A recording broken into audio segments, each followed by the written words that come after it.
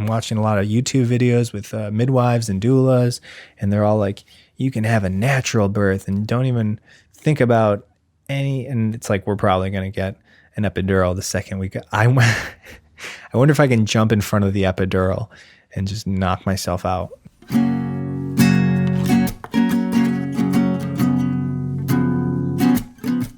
Hey everybody, welcome to the first episode of Newlydad. It's a podcast by me, Diego Attanasio, or Greg Sanders, depending on the region you're listening in. This is a podcast about me becoming a dad. I am going to be a dad. This is the first episode, prologue, if you will, episode 1, the prequel. Going to have a baby this week, so this is the first episode, kind of like, oh, you know, I didn't know what was going to happen. Here's all the things I thought, and the next week I'll be like, that guy didn't know anything. He didn't know about the epiglottis, the baby's epiglottis. You know how babies have weird parts that, like, their brain is in 5 parts, or their skull is in like 4 or 5 parts. That's an important thing to remember, because that's how they get out of the woman. Their skull does a Pangea type thing. So I'm getting out all the things that I don't know. And so this will just be our journey, our journey between me and you. And we're going to do this together, because here on Newlydads, we say everyone's a dad. So whether you're a male dad or a female dad, or whatever, a little league dad, or you play a dad on TV, or other cat dad. That's a popular thing, being a parent to a animal. A lot of people do that. They have animals and they say, I'm a cat mom and cat dad to the rescue, or whatever, I adopted 2 cats. I didn't. My wife has 2 cats, and so I have 2. I guess, I don't know if legally they're mine. Like, I don't know if there would be any recourse if we got divorced. Could I say, hey, I want half of both of them, or I guess I could take one. I think I'd go for who was it, Solomon, the king, split everybody. Actually, I have a computer right here. I could check. I could Google how do you cut a cat in half. I think that's probably the easiest way to get to the bottom of that. So, thanks for tuning in. This is the first episode. Got a lot of questions. And if you have questions, email me at newlydadpod@gmail.com or newlydad@gmail. I haven't established the email address yet, or even the podcast website, or whether or not I can use the name Newlydad. So that'll be a whole adventure too, to see if that's taken. I should have just searched it. Should have just searched on the podcast app if Newlydad was taken. I guess I could do that right now. This is real time. It should be streaming because of how real time this is, but I'm not. All right, the podcast app, which is like it's like a purple. You've seen it. It's like a purple thing for the people watching the video. It's a purple microphone, I guess. It's either a microphone or a man with a halo. It's a microphone emitting audio waves into the ether, or it's a man thinking about stuff. 2 things, at least. There's 2 rings. Anyways, type that into the search, Newlydad. Okay, there's already a podcast called Newlydad. Well, that's it. That's it for this series. I appreciate you tuning in. Had lots of fun. We had a lot of fun right here on Newlydad. But like they say in the dad business, they can't all be winners unless you're a dad in the 2000s. Then everyone's a winner. Apparently, that's the way dads do it.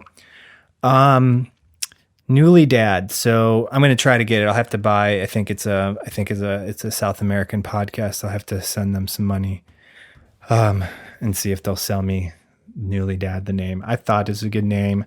I wanted to have a show called Newlywed, but that didn't have enough. I feel like the hardest thing for a podcast is the name. The hardest thing for everything is the name. Like, speaking of names, the hardest thing for a baby is the name, right? The kid's got to have a name for whatever reason. There's that horse did not have a name. There was one of those. And I I guess names are important because a child by any other name would smell as just as bad. I think that's going to be the first clip of this series, of this show. This show, not this series. This is on television. It could be, I guess, if you put the YouTube to your TV via Apple Play or the Google one. What's the Google one? I'm going to look over here like I have a producer. Sometimes people say, why do you wear headphones when you do a podcast? A lot of people wear headphones while they're podcasting. I don't know why everyone does it, but for me, I have to monitor the audio because I don't have a producer. There's a cat sleeping right here. I should have. The cat should be in the shot. I would probably get more. Oh, you can see it. I think you can see it. I think you can see the cat. Well, not the people listening. They can't see the cat, but he's gray and white. I don't know cat breeds. But he's like long hair. That's part of breeds, I think. He's a long-haired cat. He does better in the cold than cats that don't have long hair. I know that about him. Anyways, I don't have a producer, so I have to look things up on my own. And I also have to monitor my own audio. That's the reason for the headphones, is that I need my own audio monitored. Can't afford someone just yet. Don't know that I want them involved. Yeah, so maybe the kid, maybe week 2. Baby's born, put them on the 1s and 2s on the board. Get them dialing everything in. You know, kids get experience early on. You know, get head start. No baby left behind. It's all important. So maybe I'll do that. Tune in next week. You got to find out. Oh, and also tune in to see if we had the baby. That'll be important to see if we had the baby. You know, so.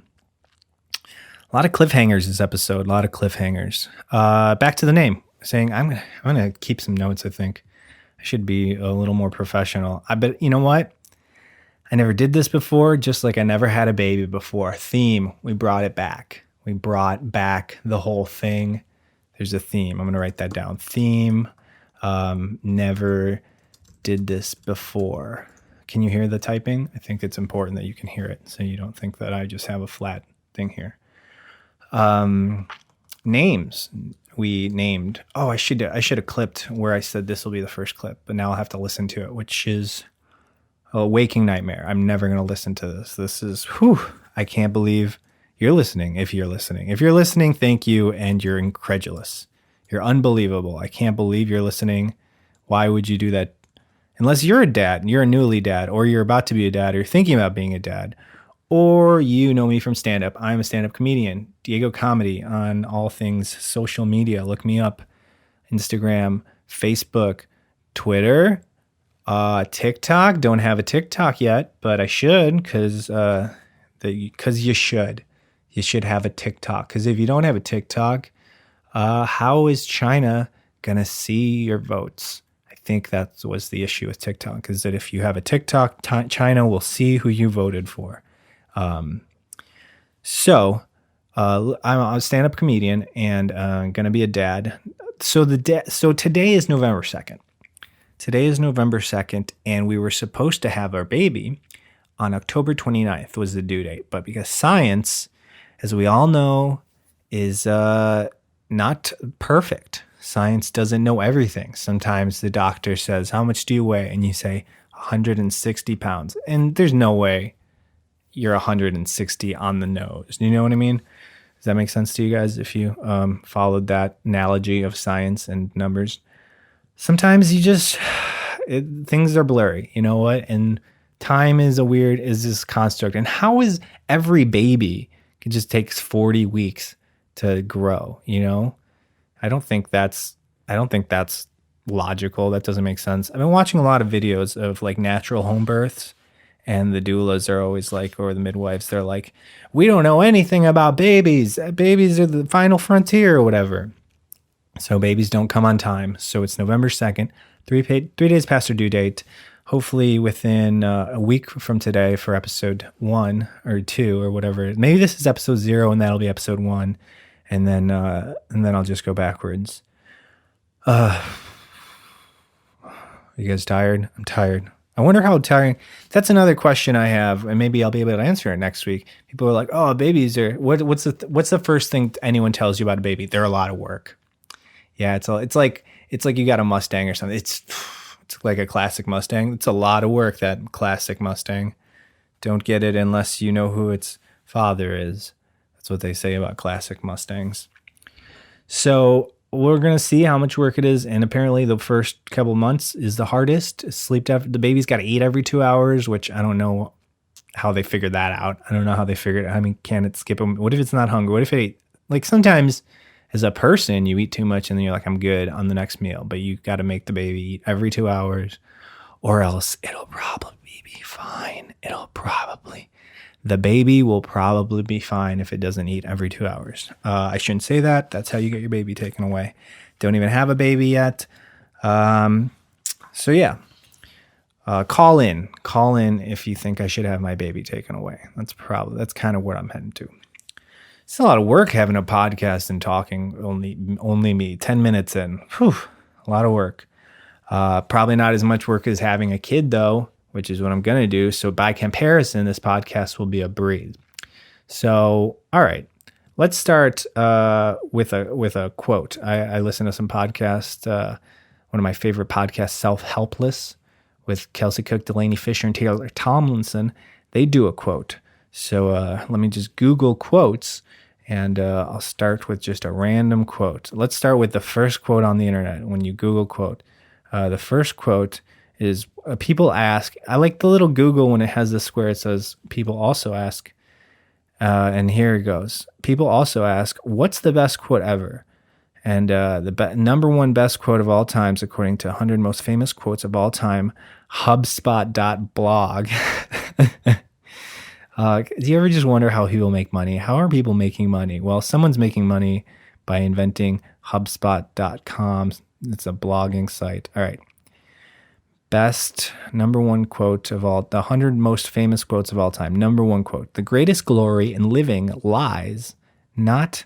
Well, all right, so it was already a lot. I went in too hot. I went in way too hot. So this quote is by Nelson Mandela. Do you guys like when people say the name after the quote or before the quote? Because I feel like at the end of the quote, if the name's really good, I have to like go back and re-listen to the quote because if you're just like, don't cut your grass on Tuesdays, my next door neighbor. Like, I don't care about that guy's opinion. Plus, why? That could be very specific to him. So I like the name up top because then you can perk up and say, this human being is worthy of my attention. You know how Jesus always said, judge the person by their name. The name, I think names is probably going to be the theme of this episode. So this quote is by Nelson Mandela, a famous man who went to jail. I'm very uninformed about things. I know he was in jail. Apartheid, divorced, freedom fighter, playing the pyramid game on Game Show Network. This quote by Nelson Mandela, number one quote of all time: the greatest glory in living lies not in never falling, but in rising every time we fall.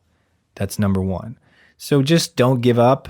That's also a Winston Churchill quote, never give up. He says that over and over again. And apparently he went to a college or gave a speech somewhere and he just kept saying never give up. And then he left. He said it like 100 times or 12 times. I don't know the story, but he kept saying never, ever give up. And maybe he added an ever every other time he said it.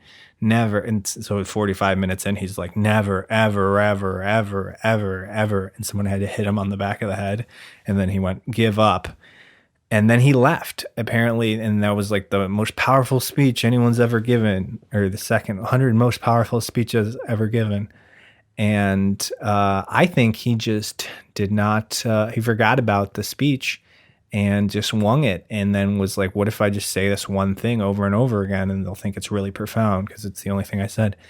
And they'll still pay me because colleges pay well, apparently, I think, to speak. It's a couple grand. If you're wondering, I want to be transparent in how much money I make. None. I don't make any money. I'm a stand-up comedian during a pandemic. So imagine that. And I wasn't like making a ton of money before.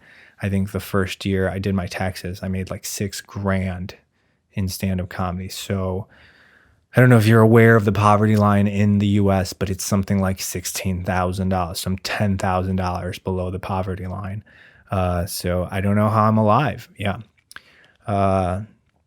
So Winston Churchill said that to get that big fat college check. And he said, don't ever give up, which is a lot like this Nelson Mandela quote. The greatest glory in living lies not in never failing, but in rising every time we fail.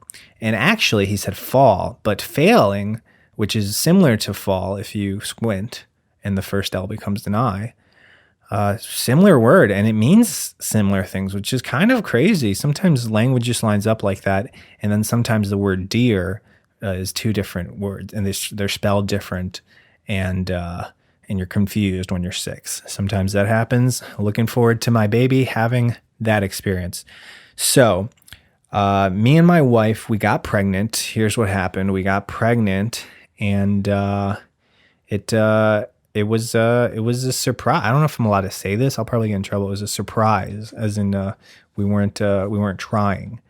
We weren't trying to have a baby. We got pregnant, and isn't it funny that we say we got pregnant? This is a bit I do on stage, so I'm not gonna do it here. But come see me. Come check me out. DiegoAttanasio.com for my dates. I don't update that very often because I'm not working.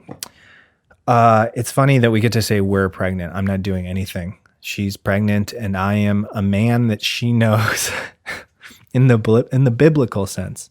She knows me. She knows me as a man, and she's pregnant, and I'm able to leave the house and completely be unpregnant and independent of that situation entirely. So very unfair to say we are pregnant. I make sure she eats dates. I guess that's part of the we. Apparently dates. Here's the part of the show where we talk about tips, hot tips for the pregnant man in the year 2020. Eat some dates, because according to some very doesn't really seem like not shady studies, say that if you eat dates, it helps with pregnancy stuff. With women don't have to be induced as often if they eat 3 or 6 ounces a day, something like that. It's something like 6 deglet dates and 3 medjool dates, because the medjool dates are almost twice as weight of the neglet dates. 3 a day. You have to eat 3 dates a day, and for the last month of your pregnancy, and it helps with not being induced and maybe not getting a C-section. That's our current fear right now, is a C-section, the dreaded C-section, or the beloved C-section. Some people love it, I think. If you get like a scheduled C-section, you're in and out in 20 minutes, and they just stamp your baby with like a big Acme rubber stamp. It says, this baby's good to go, or grade A baby, or whatever they say. And but my wife, in her birth plan, which is scribbled on the back of a Hardee's receipt, says no C-section, please. She's so that's what we're trying to avoid. So I've been stuffing her full of dates daily.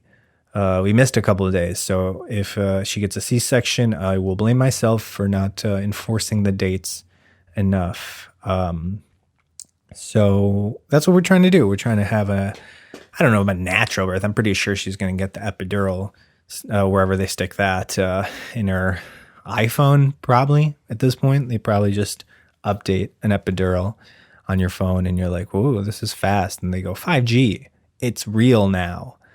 Because for a while, 5G was a myth. But I'm pretty sure it's still not ready, even though they say it's ready. Tim Cook and all the Apple boys. Tim Cook and the Apple boys. You know that gang? The Tim Cook Apple boy gang, when they're all touting it. This cat is sleeping. This cat. It's crazy how animals are affected by some sounds and not by others. Like, and different animals too. This cat, whose name shall be, I don't know. I gotta talk to my wife. Should I be saying the cat's name? Should I be saying the baby's name? Apparently the baby's name is a whole big to-do. Like, I don't know that I want people knowing the baby's name, and I don't know if I want to know how the baby votes and who is the baby, how does the baby feel about the global warming. And so all those things are important and sensitive. That's the word I was looking for. They're all sensitive. You don't just want to throw it out there. You don't want people to think, that you don't care. I don't want my wife to yell at me. That's pretty much number one. Because we just got married. We got married during the pandemic. We got married during the pandemic, and the baby is pandemic baby. And yeah, so it's pretty exciting stuff. So we have a name. Maybe I'll reveal it on the next. Maybe if I get 5 Patreons, I'll reveal them. The Patreons will know what the name is, and everyone else will think the baby's name is Carlito, because my name is Diego. So you wouldn't think that's crazy. You wouldn't be like, it's not Carlito. So it could be Carlito. Name the baby. That should be the Patreon. Name the baby. There should be a tier where everyone in that tier, we buckle down and we figure out a name for the baby, because that's kind of the way things are going. I would be willing to sell my baby's name. I'd sell the rights to my baby for, I don't know, I guess at least $10 a month. I guess it can't be the first tier, the $5 tier. Yeah, you gotta commit if you want to name my child. So yeah, it's should I say the gender? Ooh, gender reveal in 3, 2, 1. It's a boy. We're having a boy. Don't know how I feel about that. How do you men feel about having a boy? I know most men, I think, want a boy. I think that's the stereotype, is that men want a boy. What do men want? We want boys. You know how we chant that? I think I used to want a boy, because thinking, growing up, every once in a while, you're like thinking about what it would be like if you want children, if you don't want children. And you're like, well, what do I want? And what would that be like? And for me, when I thought about having a boy, I'm like, I'll teach him stuff that I learned, and like life lessons, and be like better at life than me. And we can work out together, or whatever men do, or play baseball, catch, or video games. I guess that's actually a really exciting reason to have a boy, is because by the time he's video game age, which I don't know, in his generation is probably going to be 4 or whatever. But, when he's 8 or 12, or I don't remember when I started playing Sega Genesis was my first system. My first console was the Sega Genesis. You guys remember the Sega Genesis? The vehement rival to the Super Nintendo, or was it Nintendo at the time? I think it went like Nintendo, Sega, Super Nintendo. I think there was a sandwich there, but maybe I'm getting that wrong. You video game heads out there, write me at newlydadpod@gmail.com or newlydad@gmail.com. I have not figured it out yet, but I will, and I'll put it in the liner notes. Don't even know if that's real. Maybe the description. Yeah. So I got a Sega Genesis and Sonic the Hedgehog, that fast little devil.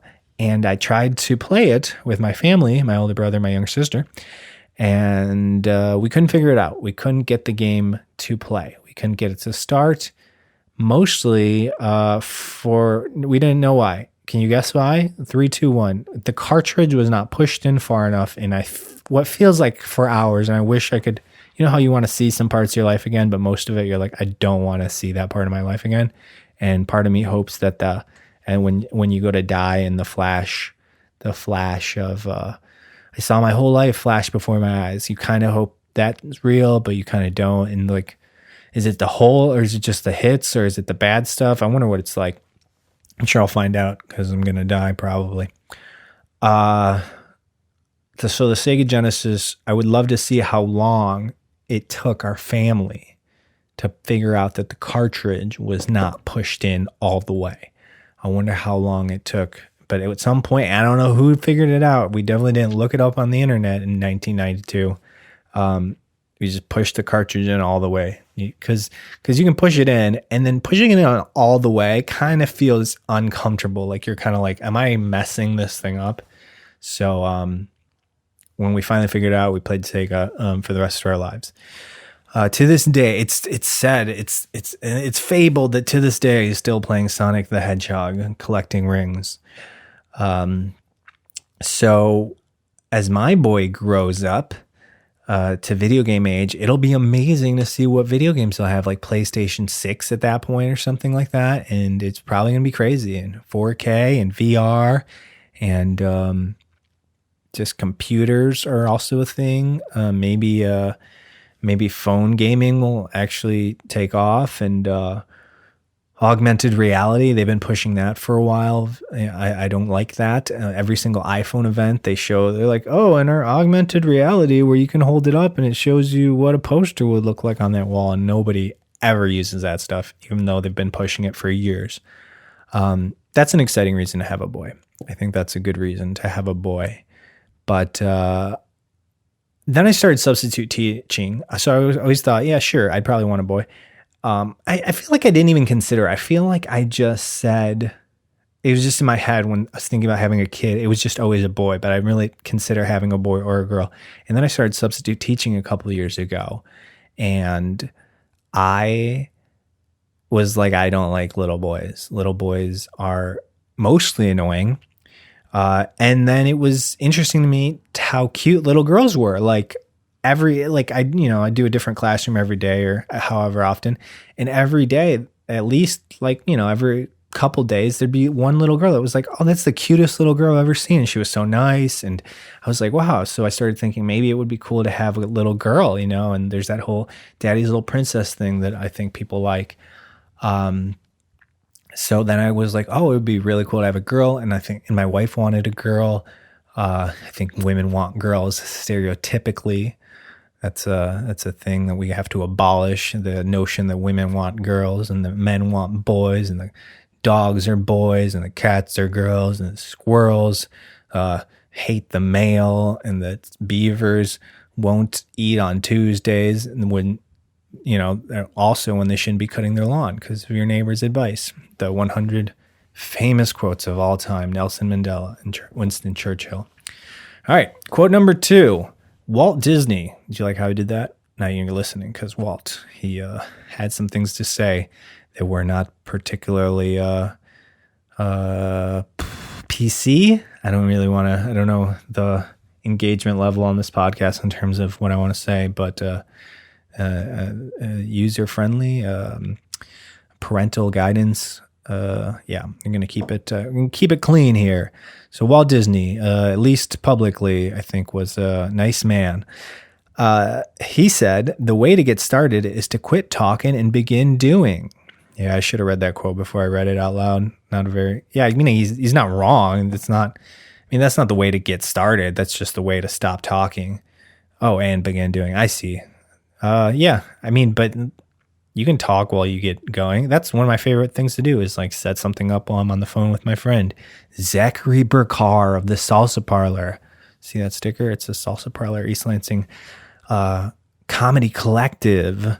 You guys should check out their shows. They do live streams, a lot of things. Anyways, I was talking to him as I was setting this up and I got that done. So too bad, Walt Disney, too bad. Number 3 famous quote is by Steve Jobs. So we go Nelson Mandela, Walt Disney, and then Steve. Not that Steve Jobs isn't like Steve Jobs. I mean, he did a lot for the world or whatever, but it's like, I don't know that he's in the category of Walt Disney and Nelson Mandela. So, okay. Well, I'm not going to read anymore. Oh, there's a John Lennon quote. You guys want to hear the John Lennon quote? He said, life is what happens when you're busy making other plans. So that's his take on life. So best quotes of all time. Quotes by famous people. Okay, I think I read the wrong list. Anyways, that's our quote for the day is the thing. So then I thought, I want a girl. And but then we had a boy, or we're having a boy, or at least that's what the doctors tell us. I guess they could be wrong. They could be wrong about what we're having. But I don't think they are because they showed me a picture of the boy. And it looks like a boy, if you know what I mean, if you get my drift. He was wearing blue in utero. So we're having a boy, and I'm like, okay, that'll be cool because video games, and we can play badminton. I really like badminton, and I think that would be fun. And I'm 34 now, so by the time he can play badminton, I will definitely have a bad back. So I will have a backminton. I will have a bad backminton. And that'll be great because then he'll be like, come on, pop. And I'll be like, but my back, I got to ice it or shoot stem cells into it or whatever's happening. 14, 12, 9 years. How old are kids when they play badminton for the first time? 9 years from now, 2029. Wow, that's going to be great. Can you imagine what kind of pandemic we'll have then? what upgraded 6G pandemic we'll be at. Pandemic faster than ever, more fast, going faster. Pandemic 2029, and then I'll be like, oh, my badminton. So, having a boy, and yeah, I'm getting pretty excited. Here's the thing that maybe this is and it 100% is my emotional baggage and lack of maturity, but I don't know. It just seems crazy. It's like I'm gonna have to like love a boy. I've never loved a boy in my life. I've exclusively dated women and loved women, but it's just interesting. I don't know. Maybe it'll be fine. I mean, it'll probably be fine, or I'll probably just fake it. It'll probably be fine. I'm not too worried, about loving a boy, but it's just a confusing concept to me. It's one of those things that I'm going to find out, and I'm going to be like, oh, why did I ever think about it for half a second? So tune in next week, and I'll be like, I love this little boy, which I don't get when people are like, I saw the baby and I loved it. And that's probably something I'll understand next week. But it's like, yeah, but maybe, maybe I'll like him. And it's like, I got to get to know him, It's like, I don't want to, it's like when celebrities or musicians are on stage and someone screams, I love you. And they scream, no, I love you. And it's like, you don't know that guy. You might hate that guy and shit. It's like your worst enemy could have showed up at the venue just screamed, I love you. And then you're yelling, I love you back. And then you see him and you're like, oh, wait, is that Gary? And you're like, oh, no, I dislike you. Everyone else I love. I don't think we should throw the word love around so much, even though John Lennon's fifth quote is something about love and all that you need. But, that's like nice and wishful thinking, but most people don't love everyone. Most people don't like everyone. And I think that's okay. Anyways, so we're looking forward to this birth. We're scared. I'm scared. I'm having stress dreams. I think I wake up worried for no reason, but it's because, I just saw a picture of 2 babies inside. That's insane. That is insane. So we're worried. I'm watching a lot of YouTube videos with midwives and doulas, and they're all like, you can have a natural birth and don't even think about any. And it's like, we're probably going to get an epidural the second week. I wonder if I can jump in front of the epidural and just knock myself out. I guess it like makes you not feel your legs, so then I can just hang out for the rest of it. Looking forward to that. So looking forward to the epidural and coaching her through the breathing. The breathing's the whole thing. And here's something that I didn't know. I thought that when the woman goes into labor, you got to go to the hospital right away. But apparently that's not the situation. Apparently it takes a minute, up to hours before it's necessary to go to the hospital, before the contractions are a certain distance apart and they smell a certain way and they RSVP to your party, but they don't show up.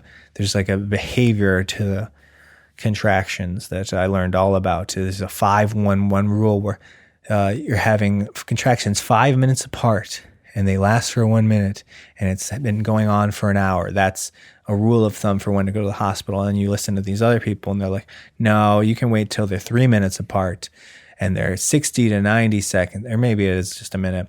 But there's people believe all sorts of different things and have different rules, but I guess 501 is pretty common.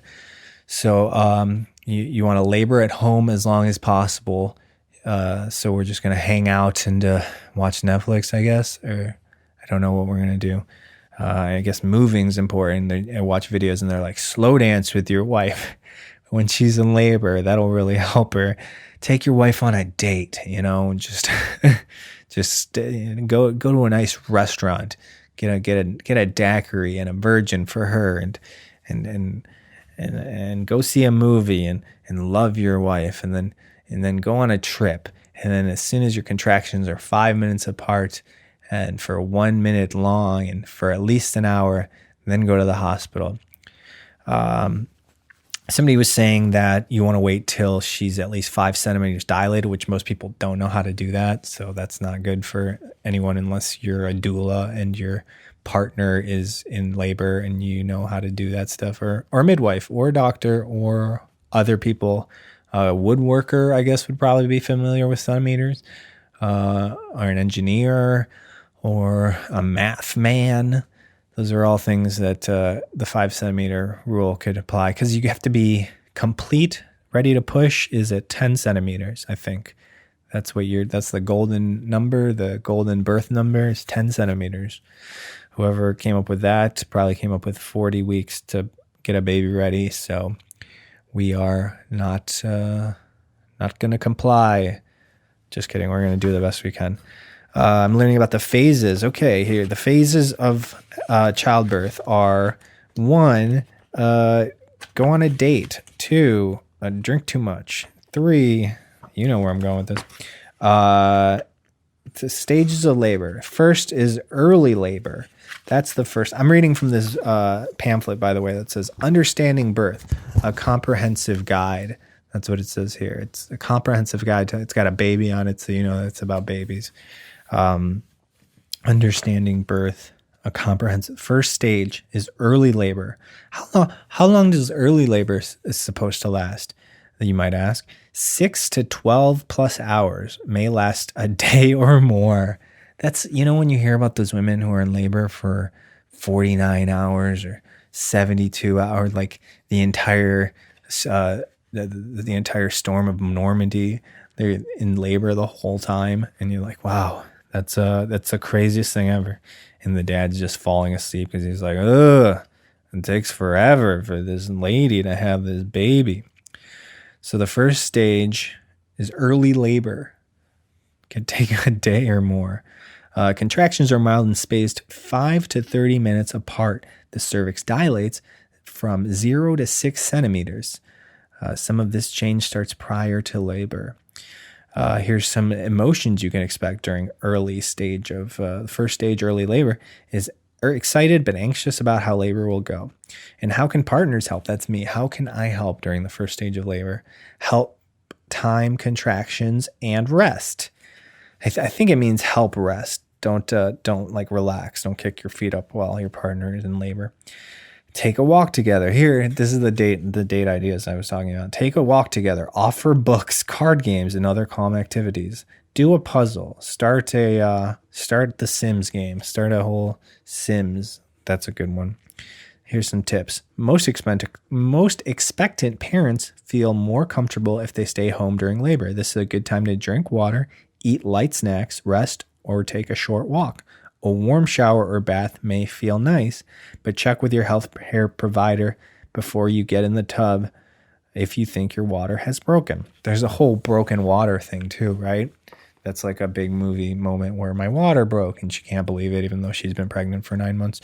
She still can't believe that her water broke. When to go to the hospital, here's where the 511 thing is. It's likely you'll not need to go to the hospital until your contractions are 5 minutes apart, last 1 minute each, and continue this pattern for 1 hour. Use the 511 as a general rule. But always follow your healthcare provider's instructions and trust your instincts. That's a big thing that I was seeing in a lot of videos. They were like, women, okay, the female is more naturally instinctive. They have instincts. Everyone has instincts, but women have women instincts.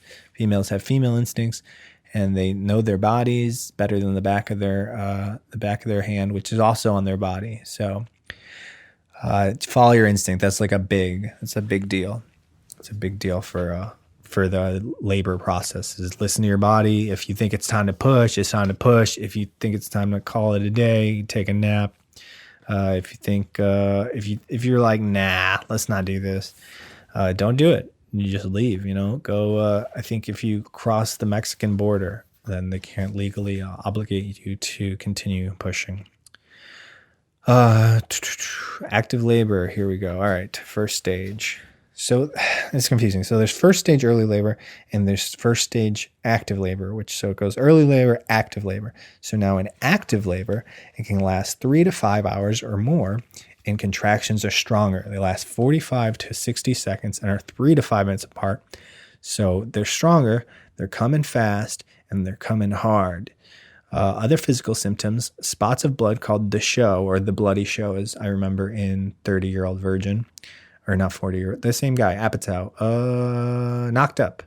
he talked about the bloody show and that, and she was all like, you read the book? And he was all like, I stopped doing drugs for you. And then happy ending, Judd Apatow makes $1 billion. The cervix dilates. This is normal, indicates that your labor is progressive. This labor is sponsored by Progressive. The bag of water may break due to the strong contractions. More serious and focused are your emotions. How can your partner help? Assist mom in changing her positions. That's a big deal. Apparently you need to flip over. There's the peanut ball you want to get between your legs, or the regular ball that you want to lay on or sit on. Bouncing is good. Hip thrusting is good. I guess changing positions is really important. This is something that I kept seeing repeated, that you want to be off your back as much as possible. Apparently contractions on your back, according to one lady, didn't cross-reference this YouTube video, but she seems like she's seen a lot of labor and has had a couple kids herself, said that contractions on your back are way more painful than contractions upright. She recommended having contractions on the toilet, sitting on the toilet, because upright contractions help with something. Didn't do enough research to talk about this. Okay, so how can your partner help? Change positions, help with relaxation and comfort methods like breathing, circular breathing. You breathe in for 4 seconds, breathe out for 6 seconds, to slow down and relax, and other things that breathing does. Feed your muscles. The mitochondria, powerhouse of the cell. Okay, so I think that's the end of stage 1. Oh, no, there's one more part to stage 1. It's called the transition stage. So stage 1 seems like it has 3 parts. It has early labor, active labor, and here's the third part to stage 1, transition. How long does the transition last? 30 minutes to 2 hours seems possibly the shortest part of first stage of labor, but apparently it's not great. I think it's really intense. Contractions and dilation. Are at their strongest. They last 45 to 60 seconds and are 1 to 3 minutes apart. So real fast, real strong. You barely get a break. This is probably when she goes, you did this to me, or you put this baby inside. She threatens your life. That's what they should put here. Your life will be threatened. Don't sign any paperwork during this phase. Other physical symptoms of the transition is the chills, shaking, nausea, and increased pressure in the pelvis and rectum. Harley knew her. Emotions are frustrated and more dependent on support people. Apparently, this can be the I don't think I can do this phase, that I'm done, and that's a good sign. Apparently, that's like you're almost there. If you're at your breaking point and you're like, I really don't think I can do this, but then you do it and you're like, oh, I could do it all along. I can raise this baby the way he was meant to be raised. So as a partner, you want to offer increased emotional support with encouraging words, perhaps a quote by Winston Churchill or Nelson Mandela or Steve Jobs. Yeah, but pull out that Steve Jobs quote during the transition phase of stage 1. I think that's what I would recommend. Say the Steve Jobs quote, and not like a good one either. Just be like, oh, and one more thing, iPad Pro with LTE. Isn't that incredible? Wasn't that cool when the iPad got like LTE, so you could just go on the internet wherever you were on your phone, on your iPad, as if it was a phone? For some reason, that was pretty cool. I like that part of history. Okay, so now transition's over. We're almost done. We're almost out of here. Not just this, but also the podcast. We're almost done with the podcast. Stage 2. Now you're in a stage 2. After all that, there's just stage 2. Stage 2, pushing. This is the part where you push. It lasts for 20 minutes to 3 hours. Also a short phase, potentially shorter than the even transition. Contractions are still longer in duration, 60 to 90 seconds, but are usually less intense and occur 3 to 5 minutes apart. Your cervix will be fully dilated and or 10 centimeters.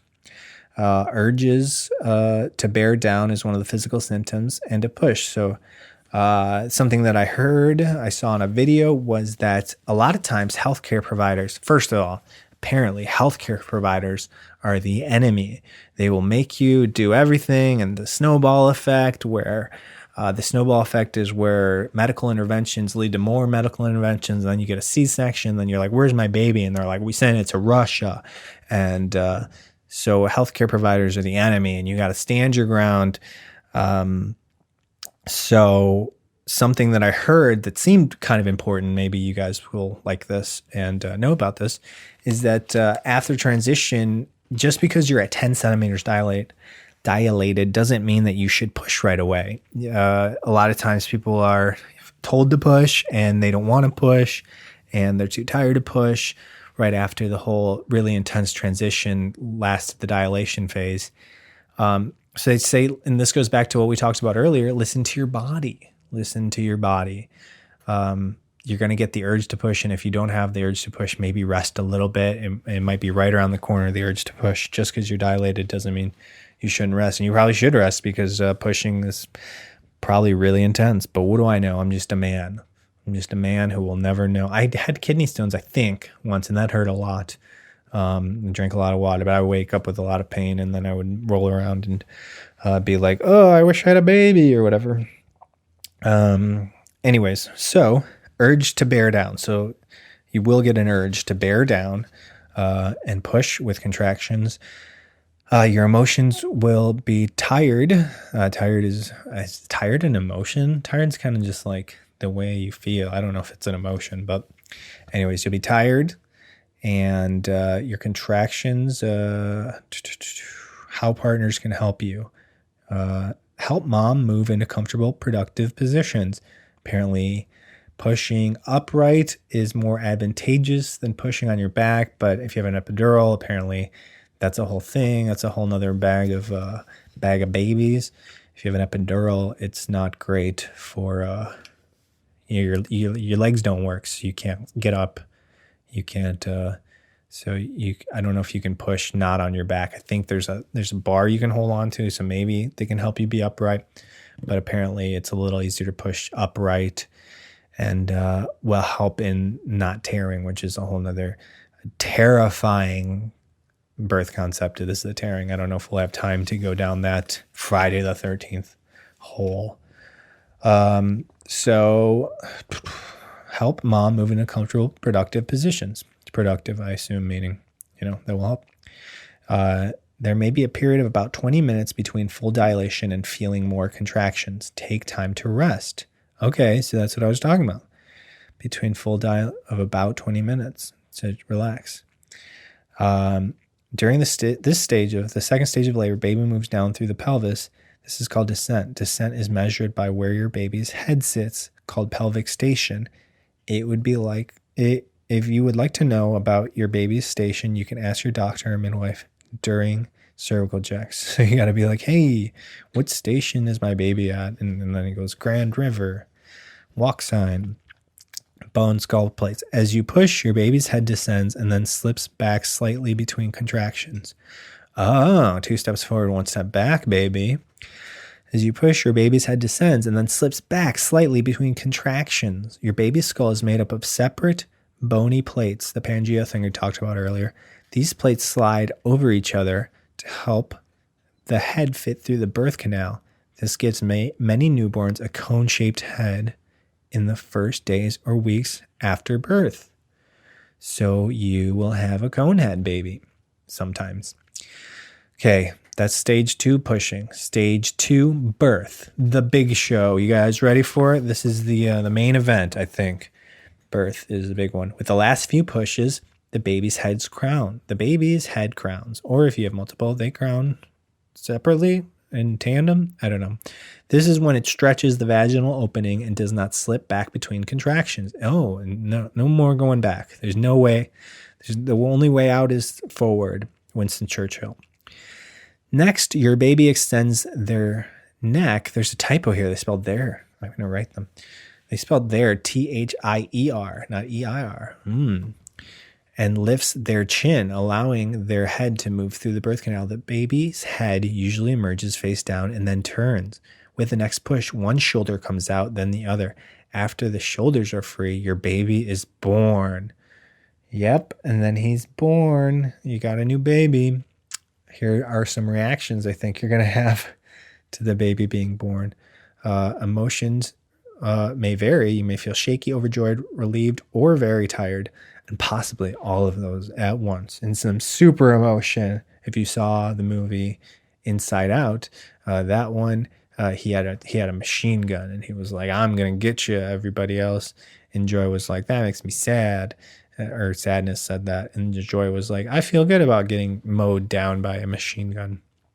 Your partner may have a response that is similar or completely different from your own, because you're separate people. That's important to remember during this birthing process. I'll be chilling and she'll be in the most pain of her life, according to movies I've seen.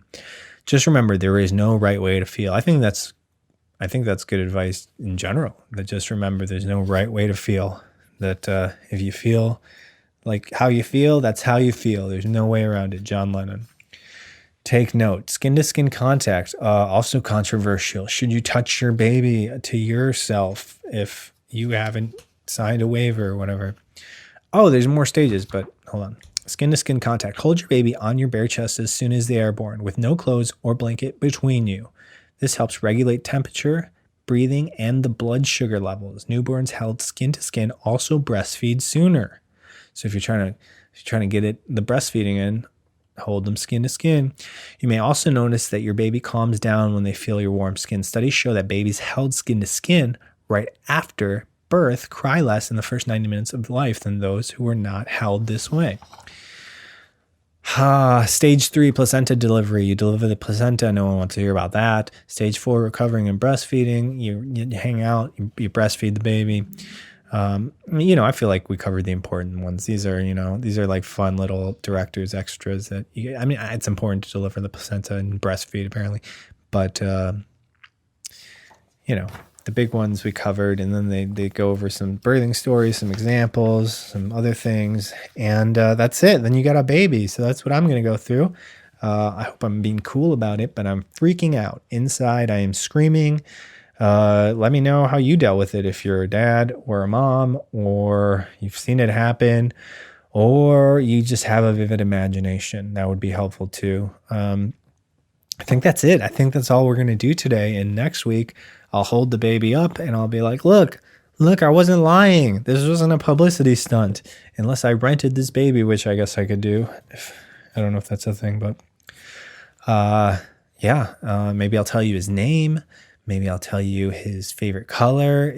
Do babies see colors like animals? Are they like dogs for a while, where they only see black and white? And then they see colors. They get colors installed. The cable guy shows up and he's like, "Hey, where do you want the colors for this baby?" And you're like, "In the baby." And they're like, "Oh yeah, that makes sense." I don't know. All things that we're going to find out. So send your questions, your comments. Thanks for listening. Check me out at Diego Comedy on social media. That's Diego. Easy way to remember that is Diego. So you're going to die and then you're going to go. DiegoComedy@gmail.com. If you want to send me any emails personally, I'll set up an email for the podcast. That's it. Thanks, Newlydads. You dads out there, have a good time, and I'll catch you next time. I'm going to do this thing where I put my hat on at the very end, and I just go, all right, time to go.